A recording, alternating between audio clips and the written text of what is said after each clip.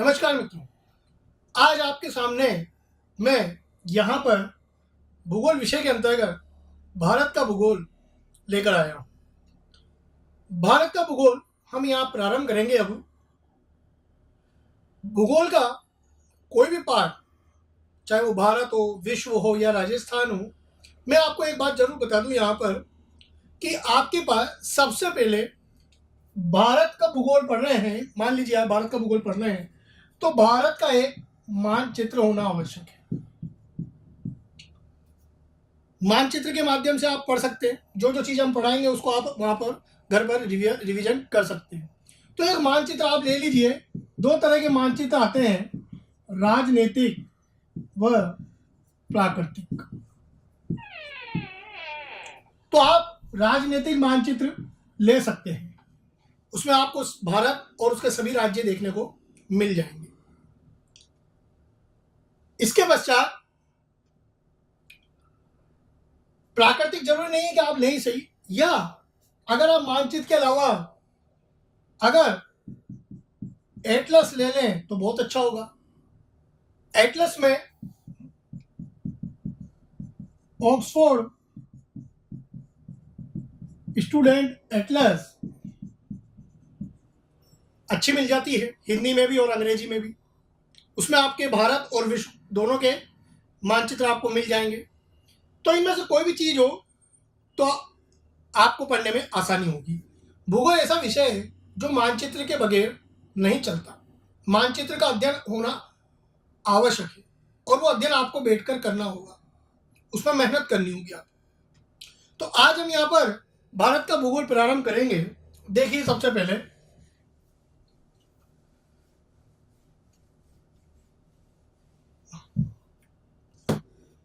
हमारे देश का नाम भारत। ये भारत नाम आया कहां से? तो मित्रों, प्राचीन काल में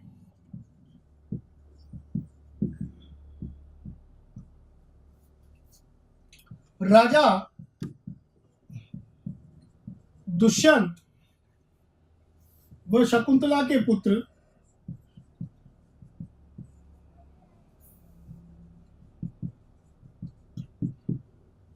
भरत नाम के एक राजा हुए, जो कि दुष्यंत जी और शकुंतला जी के पुत्र थे। उनके नाम पर हमारे देश का नाम सामान्य रूप से भारत रखा गया। बचपन में कहानियां भी हम लोग पढ़ते हैं, छठी क्लास में, 7वीं 8वीं क्लास में। भरत नाम के राजा, जिन्होंने बहुत ख्याति प्राप्त की, अपने साहस, अपने प्रताप को दूर दूर तक फैलाया, इनके नाम पर हमारे देश का नाम भारत रखा गया। वायु पुराण में आपको दुष्यंत जी और शकुंतला जी के बारे में वर्णन मिलेगा और वहां से ही पता चलेगा कि भरत के नाम पर ही हमारे देश का नाम भारत भी रखा गया है। चूंकि हमारे यहां आर्यों का शासन था, तो हमारे देश को आर्यवर्त भी कहा जाता है। तो एक नाम आर्यवर्त हो गया।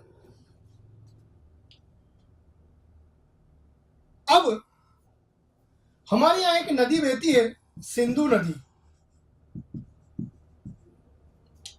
ये सिंधु नदी वर्तमान में भी केवल भारत के जम्मू कश्मीर राज्य से निकल रही है, तिब्बत से होकर।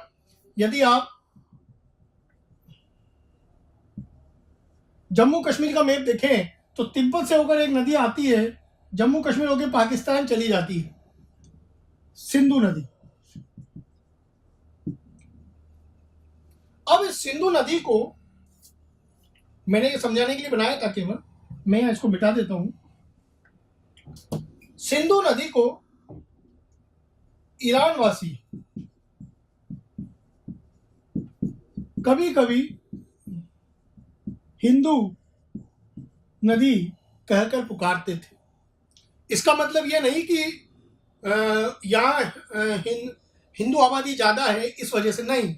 वो लोग स को ह पुकारते थे, उनके उच्चारण में कुछ समस्या थी या कोई बात थी, वो स को ह पुकारते थे सामान्य। तो इस आधार पर उन्होंने हमारे देश को हिंदुस्तान नाम दिया। तो ये नाम ईरान वासियों के द्वारा दिया गया। अरबियों ने और फारसियों ने भी हमारे देश को बाद में हिंदुस्तान ही कहा। फिर इसी सिंधु नदी को यूनान वासियों ने, यूनान आज वर्तमान में इस नाम से तो नहीं है, परंतु अभी वर्तमान में छोटा सा देश ग्रीस जो है, ग्रीस जिसकी राजधानी एथेंस है, उसे, उसके बड़े स्वरूप को अभी तो काफी भागों में विभाजित हो गया है, यूनान कहा जाता था प्राचीन काल में। तो यूनान वासी इसी सिंधु नदी को इंडस नदी कहकर पुकारते थे, इंडस नदी। और इस आधार पर इन्होंने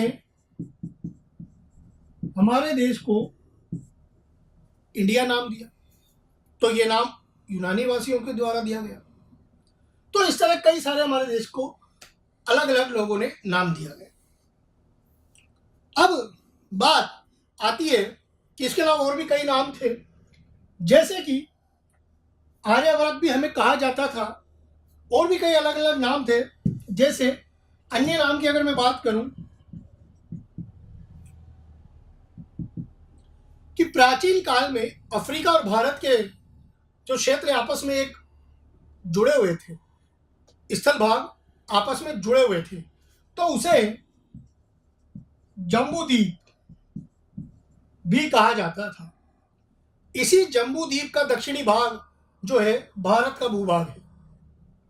तो बहुत से जम्बूद्वीप भी कहते हैं हमारे देश को। और हमारे देश को सोने की चिड़िया भी कहा जाता था। बड़े बड़े विद्वान हुए इसलिए विश्व गुरु भी कहा जाता था, क्योंकि प्राचीन काल में हमारी अर्थव्यवस्था, हमारी सभ्यता, संस्कृति बहुत ही उन्नत थी और हमें विश्व गुरु भी कहा जाता था। बड़े बड़े विद्वानों, ऋषि मुनियों की भूमि रहा हमारा देश। तो इस तरह भारत के कई सारे नाम हुए। परंतु अगर हम आज वर्तमान की बात करें, आज भारत में एक राजनीतिक जो आपके शासन व्यवस्था है, उस शासन व्यवस्था के अंतर्गत अब देश किसी भी राजा के अधिकार में नहीं है, ना ही किसी क्षेत्रवासियों के या अलग अलग बाहरी आक्रमणकारियों के अधिकार में नहीं है। आज देश हमारी संविधान के अनुसार चलता है और संविधान में हमारे देश के केवल और केवल दो नामों का उल्लेख किया गया है। एक जो हमारे प्राचीन संस्कृति के अनुसार है भारत, और एक इंडिया। भारत नाम इसलिए दिया गया क्योंकि यह हमारी सभ्यता से जुड़ा हुआ है, प्राचीन समय से ही जुड़ा हुआ है, क्योंकि पुराणों में भी इसका विवेचन है। और इंडिया क्योंकि ईस्ट इंडिया कंपनी के माध्यम से इंग्लैंड ने, ब्रिटेन ने हम पर शासन किया। जब वो हमें शासन व्यवस्था हाथ में देके गए भारतीयों के हाथ में, तो उन्होंने ये इंडिया नाम दिया था और पूरी दुनिया में उस समय भारत को इंडिया नाम से भी जाना जाता था। तो भारत के संविधान में भारत के दो नामों का उल्लेख किया गया है, वो है भारत और इंडिया। अभी हाल ही में आपने समाचारों में देखा होगा कि संविधान से इंडिया नाम हटाने की चर्चा अभी जोरों पर है।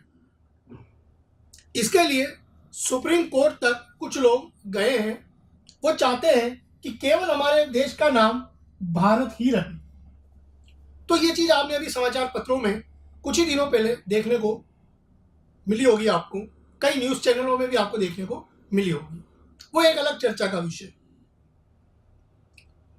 तो परंतु अभी तक तो दो नाम है संविधान में, भारत और इंडिया। तो जब भी आप अपनी नागरिकता लिखते हैं अभी वर्तमान में, तो या तो आप भारतीय लिखते हैं या इंडियन लिखते हैं। आप कोई सा भी फॉर्म भरने जाइए, आप अपनी नागरिकता अगर हिंदी में लिखेंगे तो भारतीय, और सामान्यतः अगर अंग्रेजी में लिखेंगे तो आप अपनी नागरिकता इंडियन लिखते हैं। तो इस तरह से अलग अलग हमारे देश के कई सारे नाम थे, पर अब देश संविधान से चलता है तो हमें संविधान के अनुसार चलना होगा। आप इसका स्क्रीनशॉट एक ले सकते हैं और हम आगे बढ़ते हैं। फिर अब आगे बढ़ने से पहले मैं आपको बता दूं कि वही जो मैंने आपको बात बताई अभी कि आपके पास भारत का एक मैप होना चाहिए, क्योंकि यहां सामान्य परिचय सबसे पहले हम भारत का समझने का प्रयास करेंगे। और सामान्य परिचय का संबंध सीधा सीधा मानचित्र से। मानचित्रावली का अध्ययन आप जरूर कीजिएगा मेरे पढ़ाने के बाद। जैसे जैसे मैं आपको समझाऊं समझने का प्रयास कीजिएगा। तो बढ़ते अपन आगे। सबसे पहले हम भारत की स्थिति हम देखेंगे। स्थिति हम पृथ्वी और ग्लोब पर देखते हैं, और वो देखते हैं हम अक्षांश और देशांतर के माध्यम से। अक्षांश और देशांतर में आपको पढ़ा चुका हूं पहले भी। तो सबसे पहले हम देखेंगे कि ग्लोब में भारत किस जगह है। मान लीजिए ये ग्लोब है, यह विषुवत रेखा है जिसे हम 0 डिग्री अक्षांश भी कहते हैं। तो भारत उत्तरी गोलार्ध में है, और देशांतर के आधार पर भारत पूर्वी गोलार्ध में है। तो इस हिसाब से उत्तरी गोलार्ध इस तरफ और पूर्वी गोलार्ध इस तरफ, मान लीजिए यहां कहीं भारत है। तो सबसे पहली बात कि भारत ग्लोब पर उत्तरी गोलार्ध एवं पूर्वी गोलार्ध में स्थित है। मैं यहां समझाने के लिए मैंने बनाया था, मैं मिटा देता हूं इसको।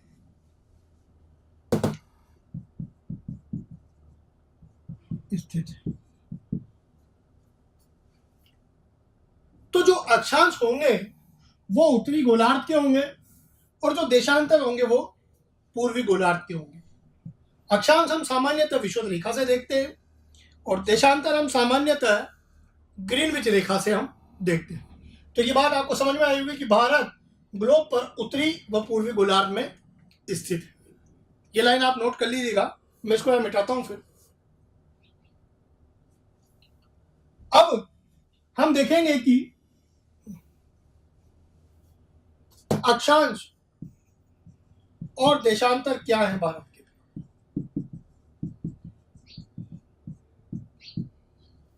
सबसे पहले मैं एक छोटा सा मैप बनाता हूं भारत का।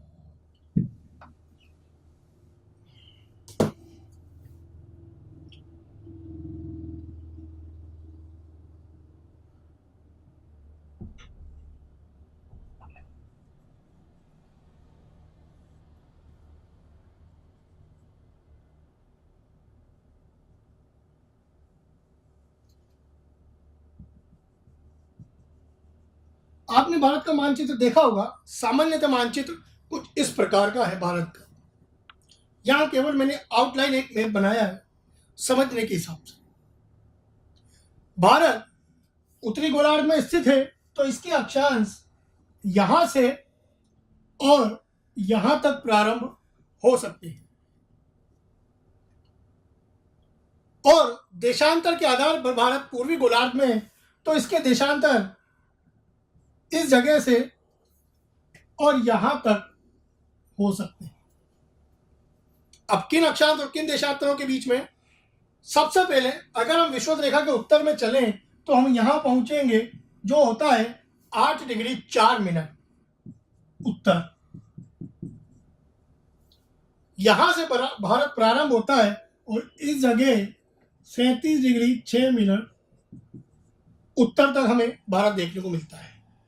मैं अक्षांश देशांतर में आपको समझा चुका हूं कि एक डिग्री को भी छोटे छोटे 60 भागों में विभाजित किया गया है, जिसे मिनट कहते हैं। तो 8 डिग्री के ऊपर 4 मिनट से प्रारंभ होकर 37 डिग्री 6 मिनट तक आपको भारत का अक्षांश देखने को मिलता है। ठीक इसी प्रकार हम ग्रीनविच रेखा के सबसे पहले पूर्व में अगर हम घूमना प्रारंभ करें तो हम इस जगह पहुंचते हैं और ये होती है 68 डिग्री 7 मिनट पूर्व। 68 डिग्री के बाद 7 मिनट पूर्व से भारत प्रारंभ होकर और यहाँ तक 97 डिग्री 25 मिनट पूर्व तक हम भारत को देखते हैं या हमें भारत की स्थिति देखने को मिलती है। तो इसे लिखने का तरीका क्या हुआ मित्रों, मैं यहाँ लिख देता हूँ ठीक से, आप नोट कर लीजिएगा।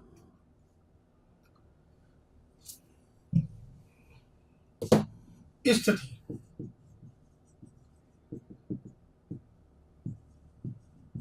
अक्षांश, भारत के अक्षांश है 8 डिग्री 4 मिनट उत्तर से 37 डिग्री 6 मिनट उत्तर अक्षांश। ठीक इसी प्रकार भारत के देशांतर है 68 डिग्री 7 मिनट पूर्व से 97 डिग्री 25 मिनट पूर्व। अब यदि हम यहां देखें अक्षांश विस्तार,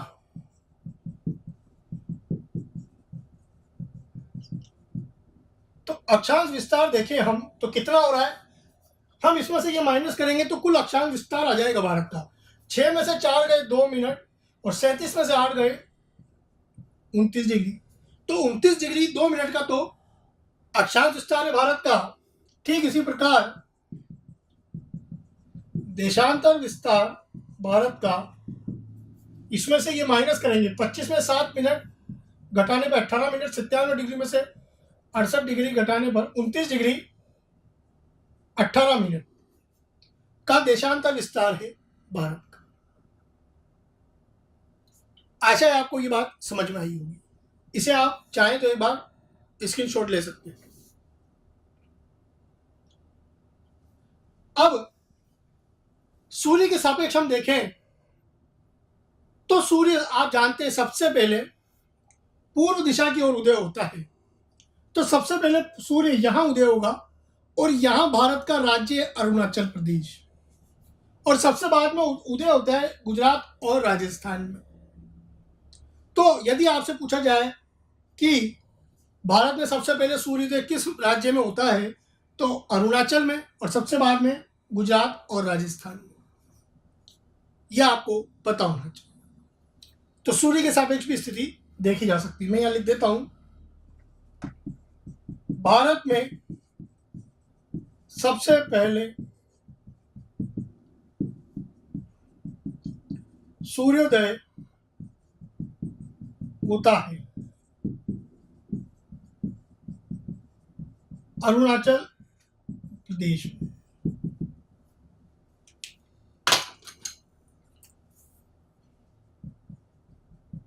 भारत में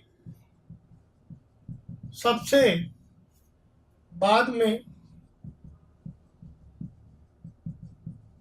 सूर्योदय होता है गुजरात और राजस्थान, यहां पर ले सकते हैं। तो इस प्रकार सूर्य के सापेक्ष भी स्थिति को समझा जा सकता है। आप चाहें तो इसका स्क्रीनशॉट ले सकते हैं। अब यहां पर मित्रों एक बात और समझने वाली बात है कि भारत का एक केंद्र शासित प्रदेश यहां नीचे की ओर हमें देखने को मिलता है। तो एक बिंदु, दक्षिणी बिंदु भारत का बिल्कुल नीचे है, जो कि अंडमान निकोबार पर है, और वो है इंदिरा पॉइंट। इसे हम अभी आगे फिर समझेंगे।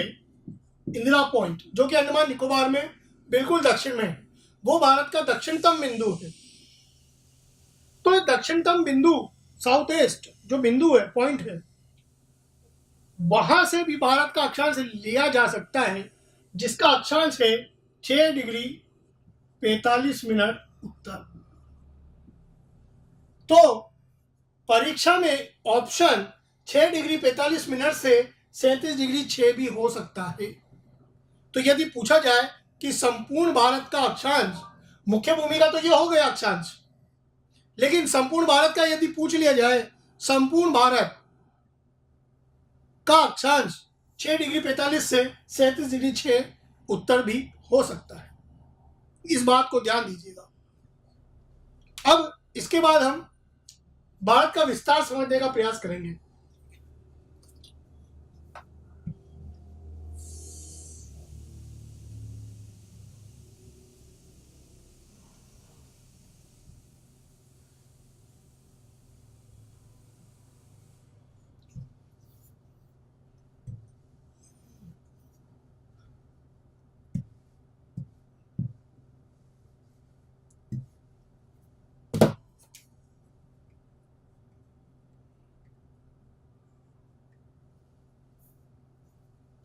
विस्तार में हम देखेंगे पहले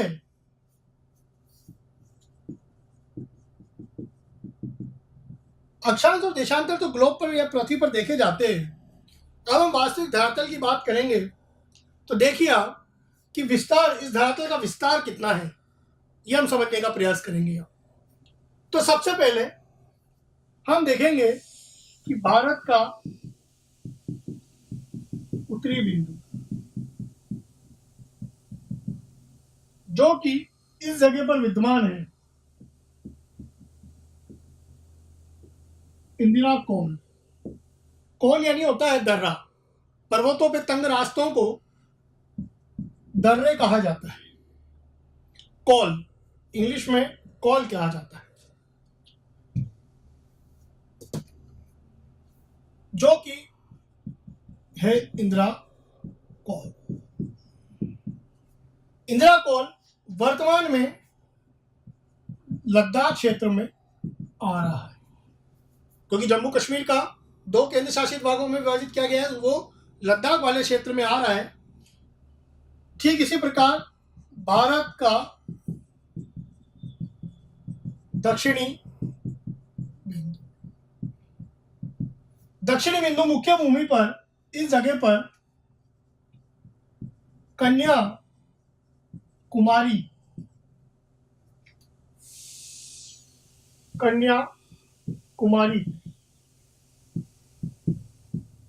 जो कि तमिलनाडु राज्य में आता है। हम यहाँ राज्य भी पढ़ेंगे अभी, कौन कौन से राज्य भारत में, अभी आप समझने का प्रयास कीजिएगा। ठीक इसी प्रकार भारत का पूर्वी बिंदु इस जगह, यहां पर हमें देखने को मिलेगा किबिथु।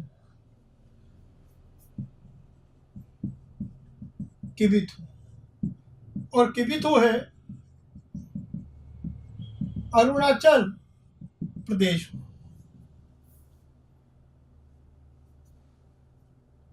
इसके बाद भारत का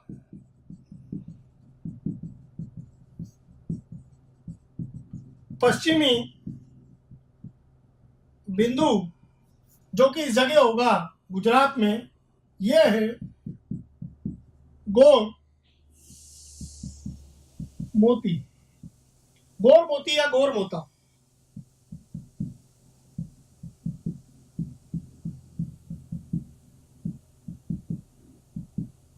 जो कि गुजरात के तट पर है। तो इस तरह 4 बिंदु हो गए, उत्तर, दक्षिण, पूर्व और पश्चिम। तो उत्तर से दक्षिण यदि हम ये देखें कि यहां से यहां तक जो विस्तार बनता है भारत का, वह बनता है 3214 किलोमीटर। ठीक इसी प्रकार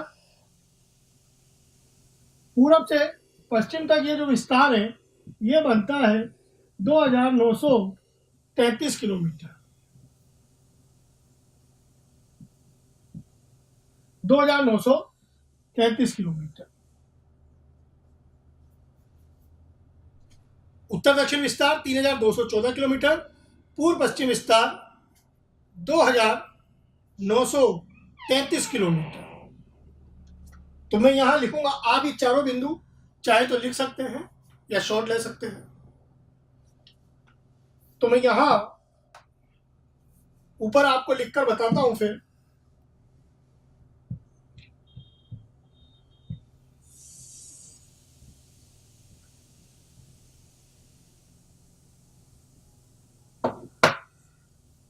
भारत का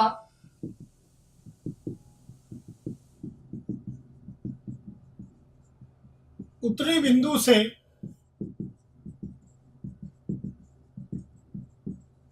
दक्षिणी बिंदु तक कुल विस्तार जो कि 3214 किलोमीटर है। ठीक इसी प्रकार भारत का पूर्वी बिंदु से पश्चिमी बिंदु तक कुल विस्तार बराबर 2933 किलोमीटर। अब यह तो मुख्य भूमि की बात हुई, परंतु भारत के पास अलग अलग केंद्र शासित प्रदेश, जैसे इस जगह पर लक्षद्वीप यहां पर मौजूद है और यहां पर अंडमान निकोबार मौजूद है। और अंडमान निकोबार का बिल्कुल निचला हिस्सा यह इंदिरा पॉइंट जो बिल्कुल नीचे है, यह भारत का दक्षिणतम बिंदु है। तो हम यहां लिखेंगे भारत का दक्षिणतम बिंदु। तो ये 3 पॉइंट महत्वपूर्ण हो गए। इंदिरा पॉइंट जो कि अंडमान व निकोबार द्वीप समूह पर स्थित है। इसके और भी अन्य नाम हैं, जैसे पार्सन पॉइंट, लाहिचिंग पॉइंट,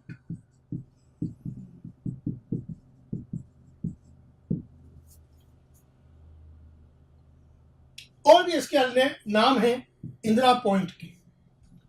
तो यदि पूछा जाए मुख्य भूमि का दक्षिणी बिंदु तो वह कन्याकुमारी है, और यदि पूछा जाए कि भारत का दक्षिणतम बिंदु तो वह दक्षिणतम में बिल्कुल दक्षिणतम इंदिरा पॉइंट है, जो आपको अंडमान निकोबार द्वीप समूह में देखने को मिलेगा। वही मैंने आपको भी समझाया कि इसका अक्षांश 6 डिग्री 45 मिनट उत्तर है। तो 6 डिग्री 45 मिनट उत्तर से 37 डिग्री 6 मिनट उत्तर भी भारत का अक्षांश हो सकता है। आशा आपको बात समझ में आई होगी। आप इसका स्क्रीनशॉट ले लीजिए और चित्र से समझने का प्रयास कीजिएगा, मैप से समझने का प्रयास कीजिएगा। आप शॉट ले लीजिए। अब यहां पर हम आगे राज्य और राजधानियां पढ़ेंगे। मैं एक बात और बता दूं मित्रों, यहां कि विस्तार में यदि हम अंतर देखें तो कितना है, 281 किलोमीटर। यदि पूछा जाए कि भारत के उत्तर दक्षिण और पूर्व पश्चिम विस्तार में कुल अंतर कितना है, तो इसमें से ये घटाने पर आता है 281 किलोमीटर। यह भी आप ध्यान रखिएगा, यह भी एक महत्वपूर्ण प्रश्न बन सकता है। अब यहाँ हम राज्य और राजधानियां देखते हैं कि भारत में कौन कौन से राज्य हैं और उनकी राजधानियां क्या है।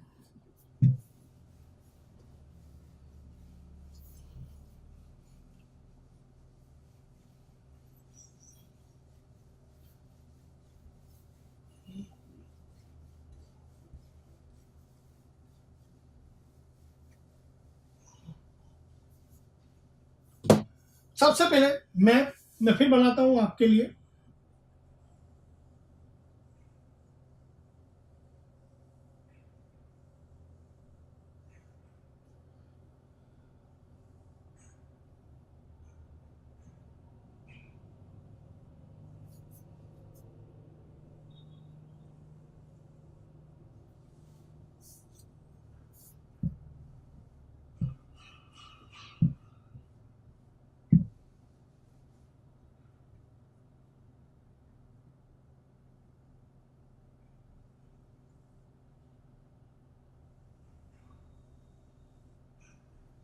इस तरह भारत का मानचित्र है लगभग इस प्रकार का, मानचित्र आपने देखा होगा भारत का। अब हम यहाँ देखेंगे कि वर्तमान में भारत में 28 राज्य हैं और 9 केंद्र शासित प्रदेश।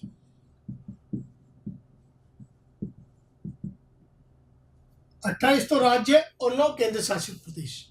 एक तरफ हम राज्य और एक तरफ उसकी राजधानी लिख सकते हैं। सबसे ऊपर यहां पर जम्मू एंड कश्मीर और इस तरफ लद्दाख।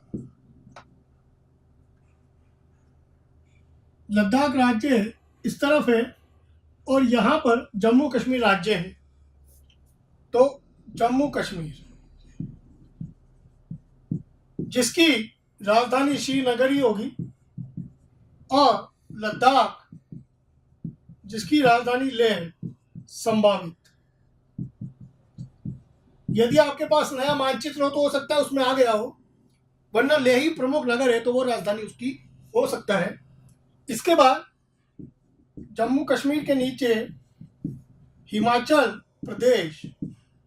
यहां पर हम देखें तो हिमाचल एक राज्य है यहां पर जिसकी राजधानी है शिमला। फिर इसके नीचे यहां पर उत्तराखंड। उत्तराखंड की राजधानी है देहरादून। फिर इस तरफ यहां पर पंजाब और इसके नीचे यहां पर हरियाणा। पंजाब और हरियाणा और इन दोनों की राजधानी चंडीगढ़ ही है। दोनों छोटे राज्य हैं और दोनों की राजधानी यहां कहीं बीच में चंडीगढ़ बनाई गई है। फिर इस तरफ उत्तर प्रदेश यानी यूपी जिसकी राजधानी है लखनऊ। यहां पर बिहार एक राज्य और बिहार की राजधानी पटना। ये आप लिख लीजिए एक मिनट, फिर हम आगे बढ़ते हैं।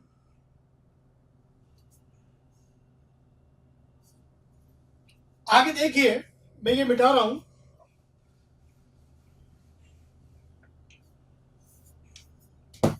बिहार के पास यहां नीचे झारखंड। झारखंड और इस तरफ यहां पश्चिम बंगाल है। पश्चिम बंगाल यहां तक स्पर्श करता है।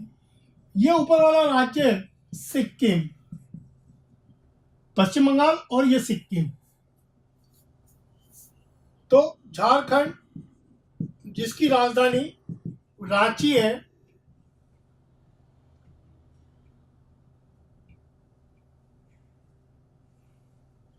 फिर इसके बाद पश्चिम बंगाल जिसकी राजधानी कोलकाता है। ऊपर सिक्किम जिसकी राजधानी गंगटोक है, जो कि आपको पता है। फिर इस तरफ यहां पर मध्य प्रदेश और यहां पर छत्तीसगढ़ स्थित है। यहां पर उड़ीसा स्थित है। उड़ीसा के नीचे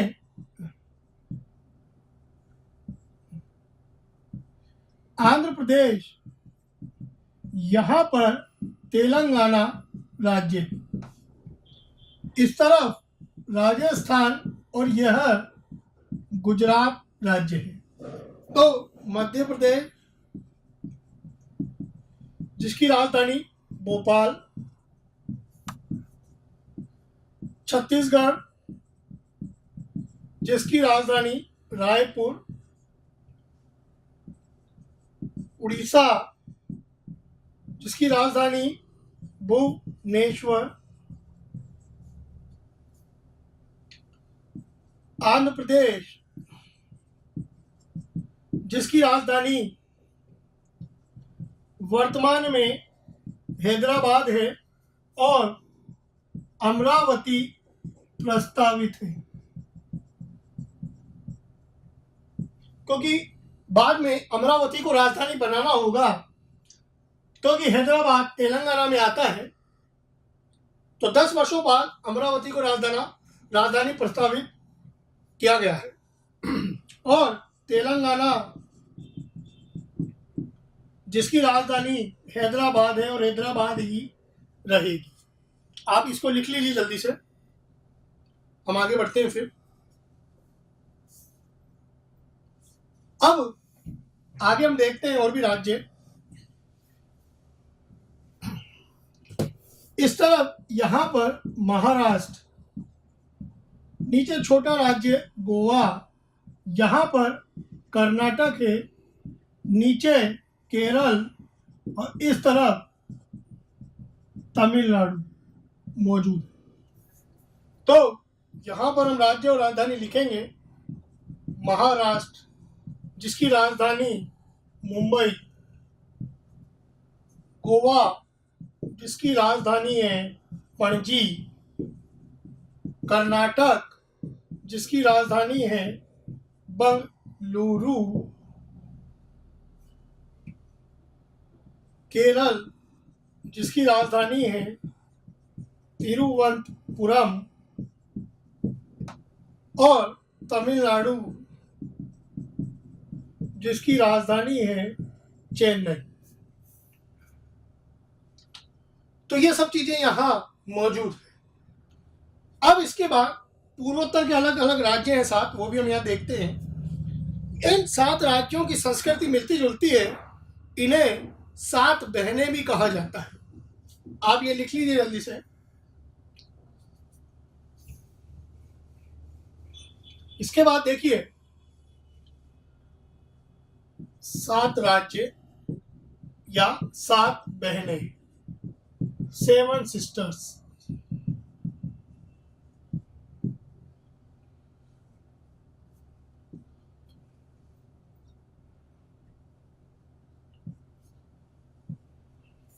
अब इन 7 राज्यों में कौन कौन से आते हैं, ध्यान से देखिएगा। सबसे पहले आता है आसाम, मेघालय,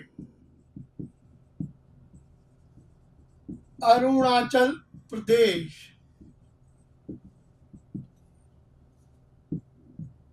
फिर इसके बाद नागालैंड, फिर मणिपुर, फिर मिजोरम और उसके बाद है त्रिपुरा। तो ये 7 राज्य हैं जो 7 सिस्टर्स या 7 बहनें भी कहलाते हैं, क्योंकि इनकी संस्कृति काफी मिलती जुलती है। यहां से यहां तक पूरा आसाम, यहां पर मेघालय है, ऊपर वाला अरुणाचल, नागालैंड, नीचे मणिपुर और सबसे नीचे मिजोरम और इस तरफ आपको त्रिपुरा देखने को मिलता है। तो यहाँ पर मिजोरम है, यहाँ पर त्रिपुरा है, यहाँ पर मणिपुर है, यहाँ पर नागालैंड है और ये वाला अरुणाचल प्रदेश है। तो हम यहाँ राजधानी लिखेंगे। आसाम की राजधानी है दिसपुर। वो आपको बड़ा मैप राजनीतिक मानचित्र में स्पष्ट रूप से नजर आएंगे। आप मैप का अध्ययन जरूर करना, बिना मैप के आपको समझने में काफी मुश्किल होगी और याद करने में भी। मेघालय की राजधानी शिलोंग,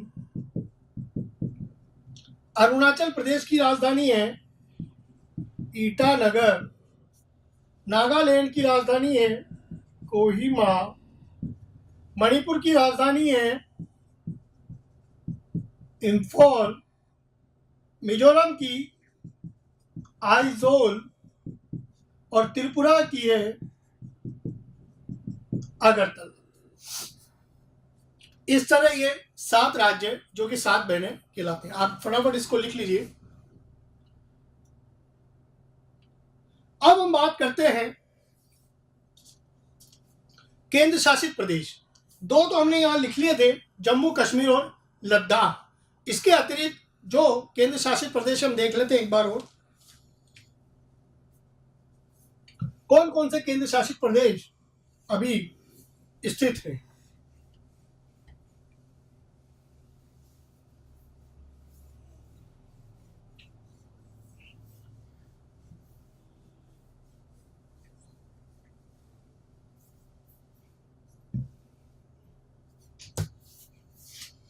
सबसे पहले वही मैप यहां पर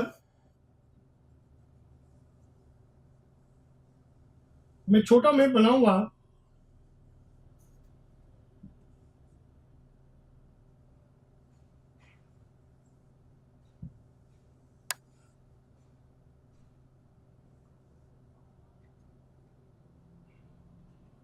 देखिए, छोटा सा मैप मैंने इस बार बनाया है क्योंकि हमें केवल 9 केंद्र शासित प्रदेश देखने हैं।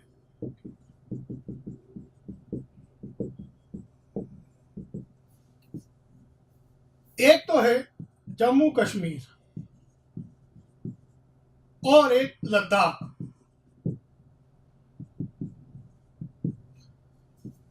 जम्मू कश्मीर ये वाला लद्दाख क्षेत्र है पूरा, और ये वाला जम्मू एंड कश्मीर।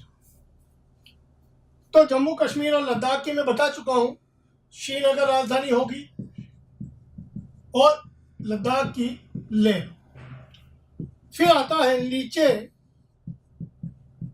चंडीगढ़। चंडीगढ़ इस जगह पर है। फिर यहां पर दिल्ली, चंडीगढ़ की राजधानी चंडीगढ़ ही है। दिल्ली राजधानी इसकी नई दिल्ली। फिर पांचवा है इस जगह पर दमन और दीव, इन दोनों को मिला के दमन व दीव। छठा यहां पर दादर नागर हवेली। तो दमन दीव राजधानी दमन में मौजूद है। छठा है दादर नागर हवेली, जिसकी राजधानी है सिलवासा। फिर इसके बाद अगला केंद्र शासित प्रदेश है पुदुचेरी। पांडिचेरी जिसे पहले कहा जाता था, उसे अब पुदुचेरी कहा जाता था। पुदुचेरी 4 जिलों के रूप में विद्यमान है। 4 जिले। अब ये चारों जिले अलग अलग जगह पर हैं। मुख्य पुदुचेरी आपको यहां देखने को मिलेगा, राजधानी भी यही है।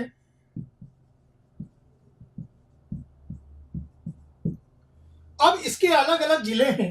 एक जिला इसका यहां पर यानम, जो कि आंध्र प्रदेश में आ रहा है। एक यहां पर कारेकाल, जो कि तमिलनाडु में आ रहा है। और यह यहां पर एक माहे केरल में आ रहा है। तो अलग अलग जिले हैं इसके। यानम जो कि आंध्र प्रदेश में है, कारेकाल जो कि तमिलनाडु में है, और माहे जो कि केरल में आ रहा है। वो पुदुचेरी का ही भाग है। पुदुचेरी फ्रांसीसी लोगों की बस्तियां हैं। जो लोग फ्रांस के लोग आज़ादी के बाद यहाँ रहे, उनकी ये बस्तियां हैं। तो पुदुचेरी, यानम, कारेकाल और माहे, ये चारों मिलकर एक केंद्र शासित प्रदेश पुदुचेरी बनाते हैं, और उसकी राजधानी भी पुदुचेरी ही है। इसके अतिरिक्त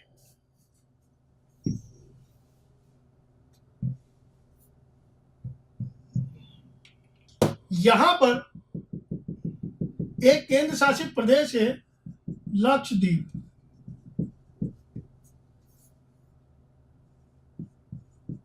लक्षद्वीप जिसकी राजधानी है कावारत्ती। कावारत्ती। और एक केंद्र शासित प्रदेश यहाँ पर अंडमान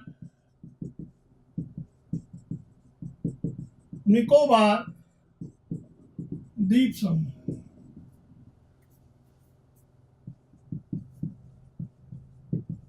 अंडमान